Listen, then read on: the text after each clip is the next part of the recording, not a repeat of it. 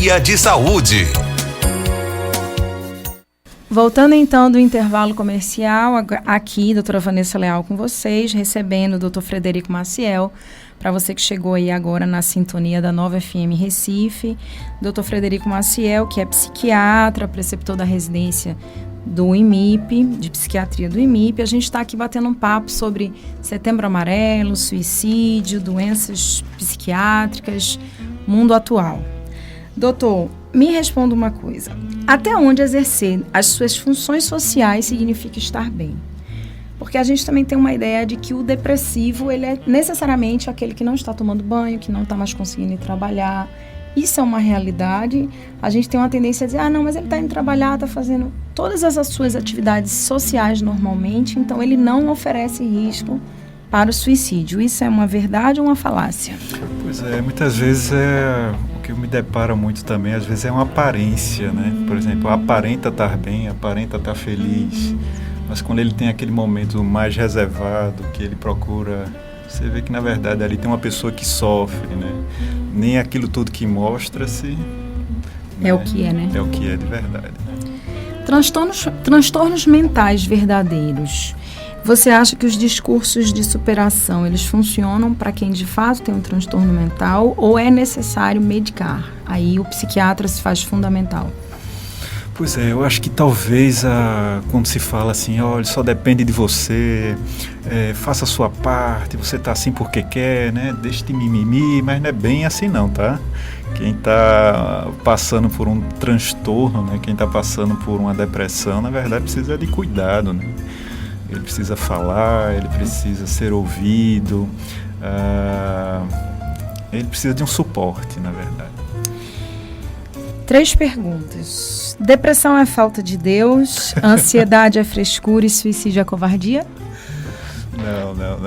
É muito comum também quem sofre desses problemas, eles se sentem não reconhecidos. Ou seja, no próprio ambiente de casa, a pessoa que passa por isso, ouve muito essa coisa do tipo assim, você está passando isso porque é frescura, porque é falta de Deus, você tem que se apegar a alguma coisa, faça a sua parte, mas na verdade Ou o belo sermão, você está assim por quê? Qual o motivo que você tem para estar assim? Você tem casa, você tem comida, você tem uma vida boa, você não passa fome, você não está embaixo da ponte.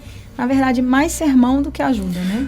Porque assim, se a gente pensa numa situação, por exemplo, a pessoa perdeu um ente querido, um familiar muito, muito importante na sua vida, a gente até entende que ele passa por um processo de perda.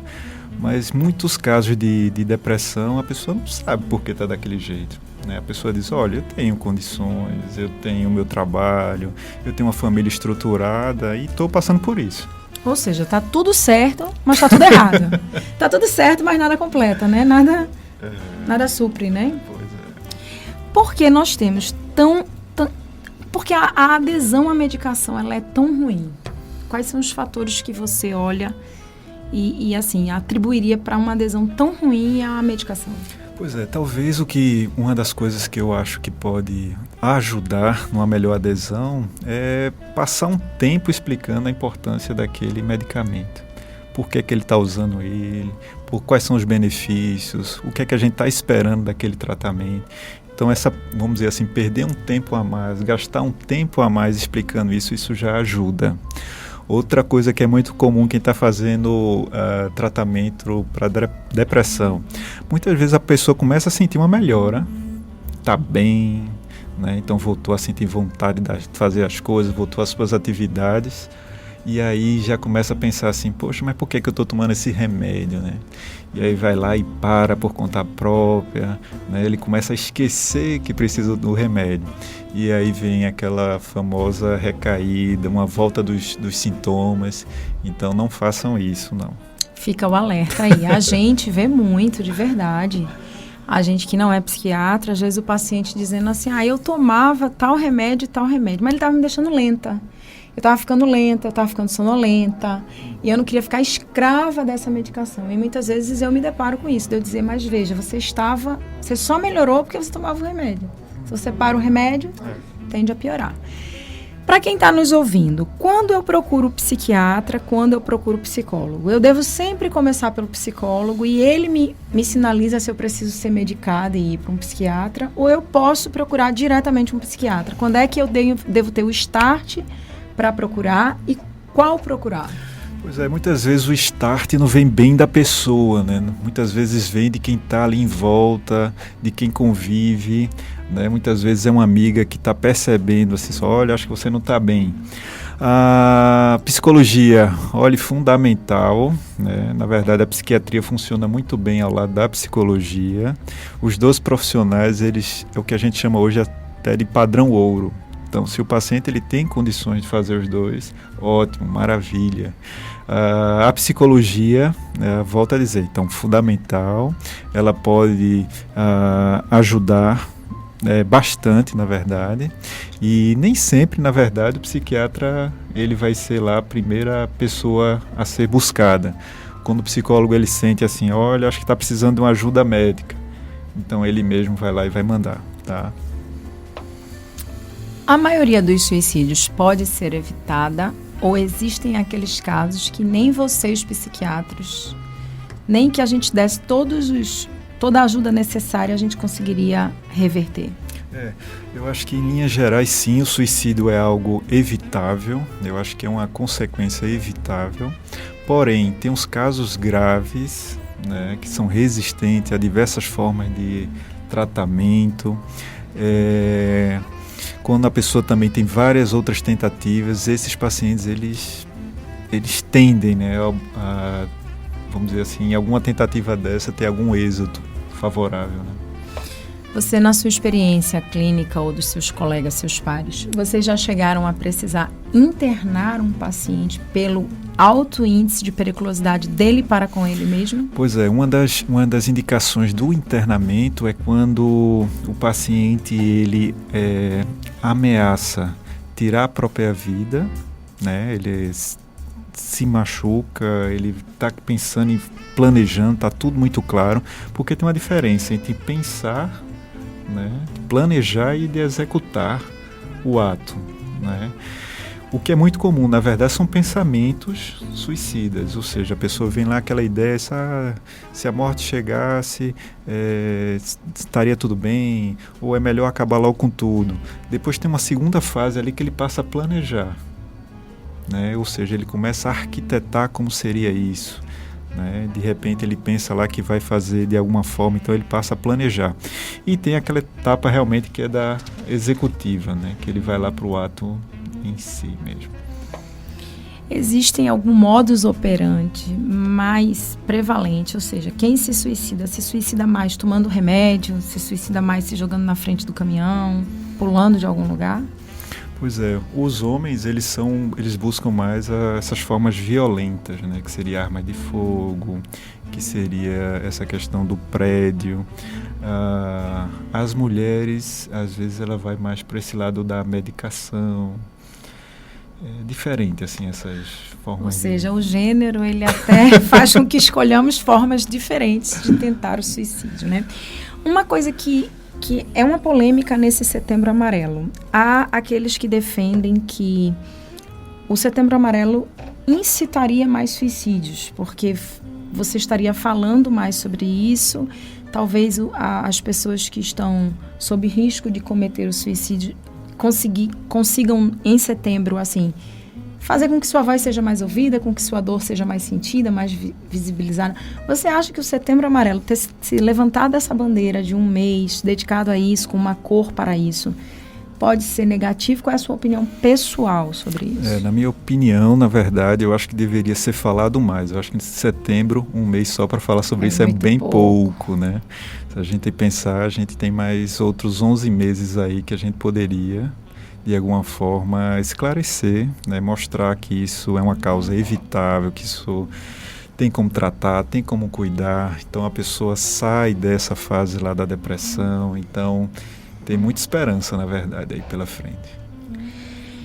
A especialidade do Dr. Frederico Maciel, a subespecialidade é geriatria. Você trabalha mais com os pacientes idosos, é isso? Isso, é uma área de interesse, né? Eu tenho uma área de interesse nos idosos. No IMIP a gente tem uma atividade de um ambulatório de psiquiatria do idoso, né?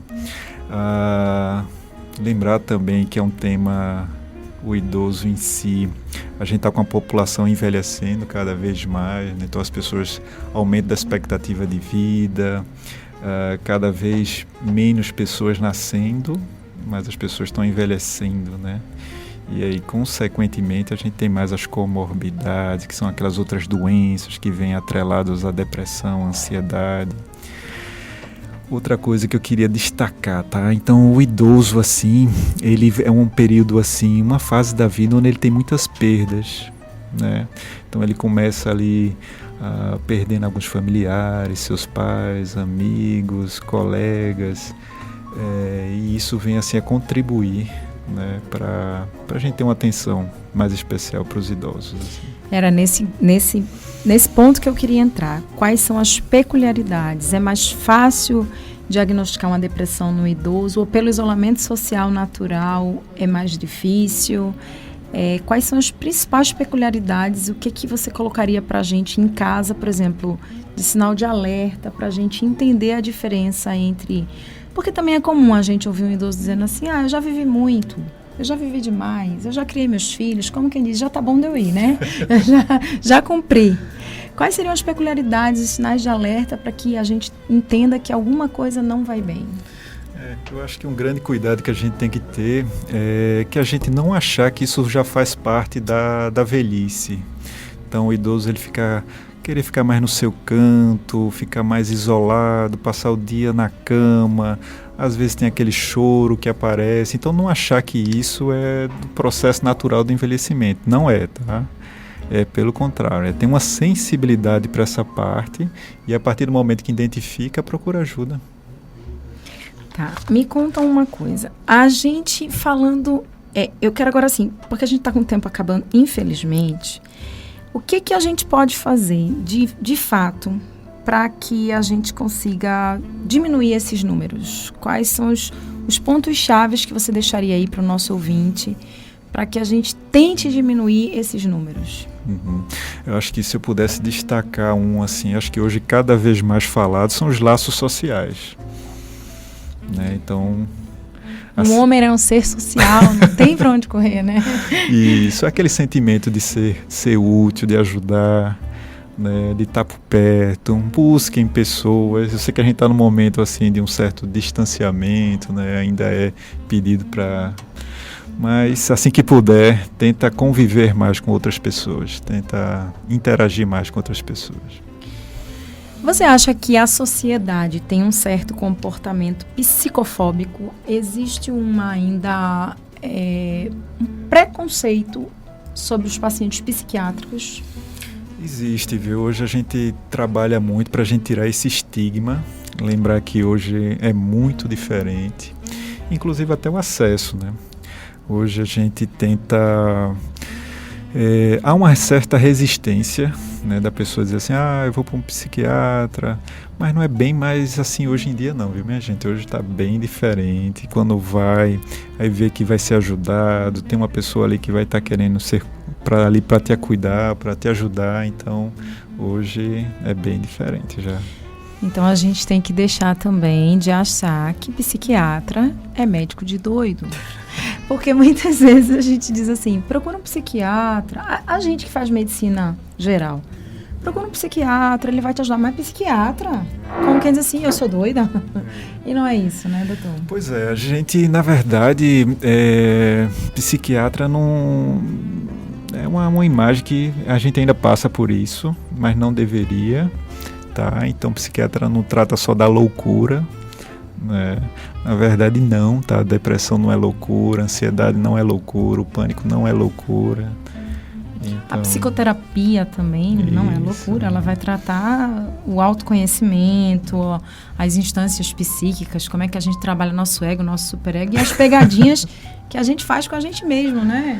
Nem tudo está no consciente, né? Infelizmente.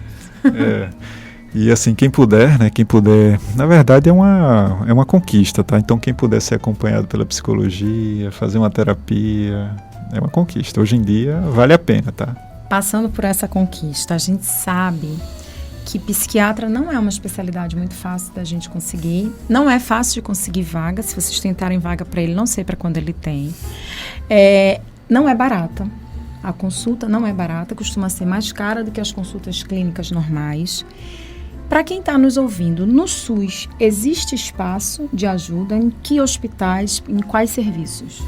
Tá, hoje em dia existe sim, poderia ser bem mais, mas no público sim. A gente tem grandes instituições que atendem o público, tá?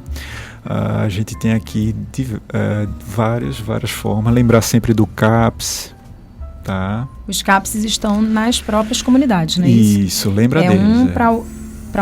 É importante que vocês saibam disso. Então, fala pra gente, doutor, o CAPS, o paciente procuraria o posto de saúde, o médico da família. Lá ele pode ser já direcionado, né, para o CAPS. Lembrar também dos ambulatórios. A gente tem diversos ambulatórios de psiquiatria aqui no Recife, no estado de Pernambuco. Lembrar também que a gente tem uns atendimentos também especializados. Lembrar também que a gente tem também os hospitais escola. Hospital das Clínicas, um dele, o IMIP, outro deles, né? Oswaldo Cruz. Todos fazendo esse acompanhamento e esse atendimento do psiquiatra. Bom, nesses momentos finais eu queria agradecer muitíssimo o bate-papo. Eu queria ter a tarde toda aqui conversando com você. Agradecer a sua participação, o tempo que você destinou para a gente, que a gente sabe que não é fácil.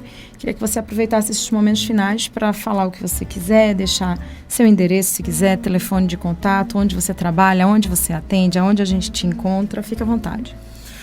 Tá, então passar uma mensagem então, tá? O suicídio é uma causa evitável. Você pode sim receber ajuda, você pode melhorar disso. Se está percebendo que está tendo alguns sintomas ou alguns pensamentos nesse caminho, vai lá, procura ajuda, procura a psicologia, procura a psiquiatria. E assim, um desejo também de que vivam mais com as pessoas, com os outros, ajudem, né? Ouçam também quem está precisando de ajuda. É isso. Doutor, ele atende no empresarial. Como é o nome do empresarial do seu consultório, doutor? É em Boa Viagem, né? Fica em Boa Viagem. Pronto. Então, qualquer coisa, falem aí no direct, no Instagram, liguem aqui para a rádio que a gente passa o contato, tá certo? Boa tarde para vocês, fiquem aí conosco que daqui a pouco a gente tem arte, cultura e meio ambiente com o Calhari. Não saiam daí que vem coisa boa.